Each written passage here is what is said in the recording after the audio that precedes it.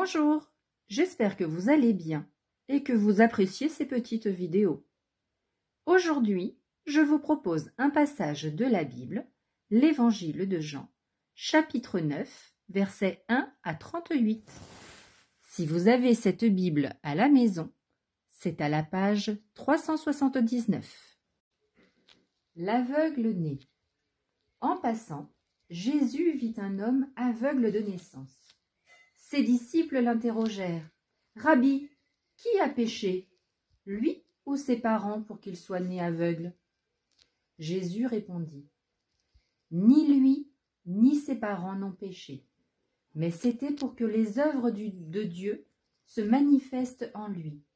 Il nous faut travailler aux œuvres de celui qui m'a envoyé, tant qu'il fait jour. La nuit vient où personne ne pourra plus y travailler. Aussi longtemps que je suis dans le monde, je suis la lumière du monde. » Cela dit, il cracha à terre, et avec sa salive, il fit de la boue. Puis il appliqua la boue sur les yeux de l'aveugle, et lui dit, « Va te laver à la piscine de Siloé. » Ce nom se traduit « envoyé ». L'aveugle y alla donc, et il se lava. Quand il revint, il voyait.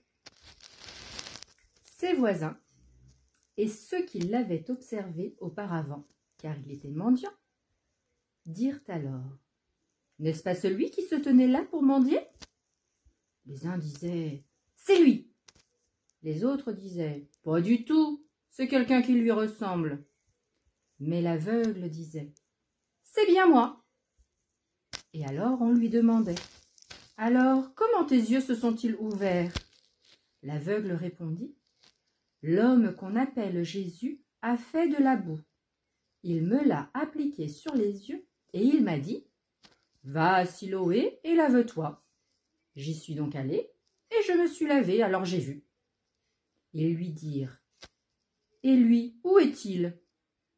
L'aveugle répondit, « Je ne sais pas. » On l'amène aux pharisiens, lui, l'ancien aveugle. Or, c'était un jour de sabbat que Jésus avait fait de la boue et lui avait ouvert les yeux. À leur tour, les pharisiens lui demandaient comment il pouvait voir. Il leur répondit, « Il m'a mis de la boue sur les yeux et je me suis lavé et je vois. » Parmi les pharisiens, certains disaient, « Cet homme-là n'est pas de Dieu puisqu'il n'observe pas le repos du sabbat. » D'autres disaient, « Comment un homme pécheur peut-il accomplir des signes pareils ?» Ainsi donc, ils étaient divisés. Alors, il s'adresse de nouveau à l'aveugle. « Et toi, que dis-tu de lui, puisqu'il t'a ouvert les yeux ?»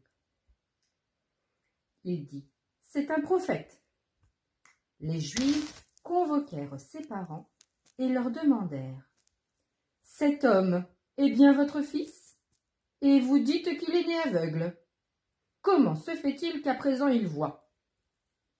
Ses parents répondirent, « Nous savons bien que c'est notre fils et qu'il est né aveugle.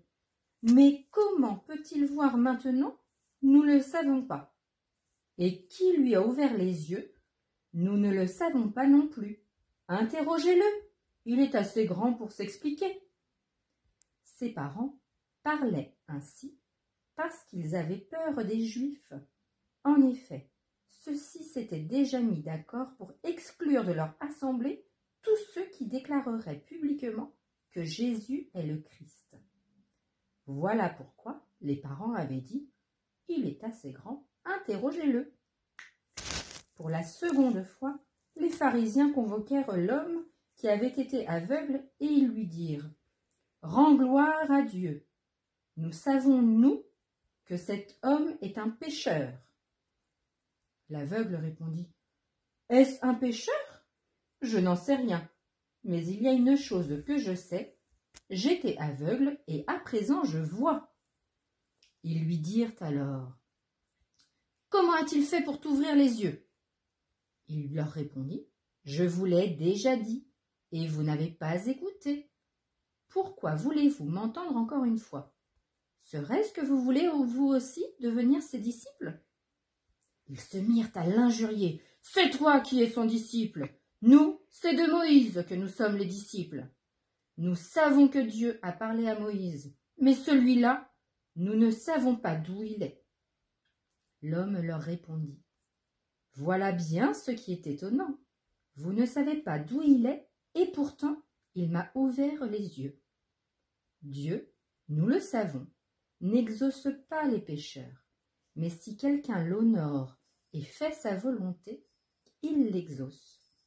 Jamais encore on n'a entendu dire que quelqu'un ait ouvert les yeux à un aveugle de naissance. Si lui n'était pas de Dieu, il ne pourrait rien faire. » Ils répliquèrent. « Tu es tout entier dans le péché depuis ta naissance, et tu nous fais la leçon ?» Et ils le jetèrent dehors. Jésus apprit qu'il l'avait jeté dehors. Il le retrouva et lui dit. « Crois-tu au Fils de l'homme » L'aveugle répondit. « Et qui est-il, Seigneur, pour que je croie en lui ?» Jésus lui dit. « Tu le vois, et c'est lui qui te parle. » L'aveugle lui dit alors. « Je crois, Seigneur. » Il se prosterna devant lui.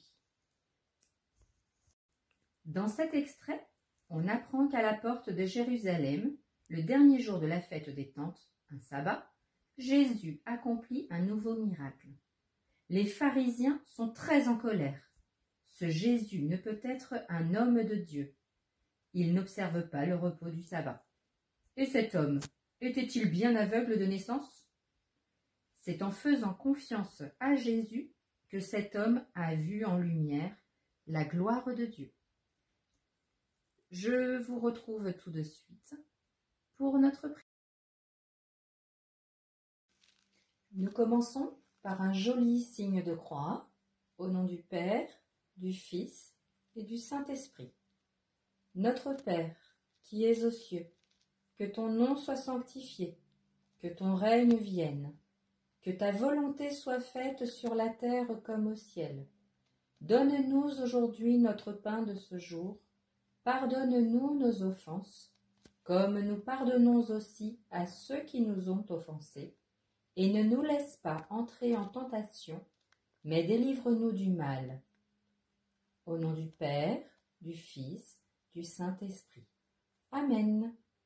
Je vous dis à la semaine prochaine et je vous rappelle que dimanche, c'est le dimanche des Rameaux, un événement très important dans ce chemin de Carême. Au revoir.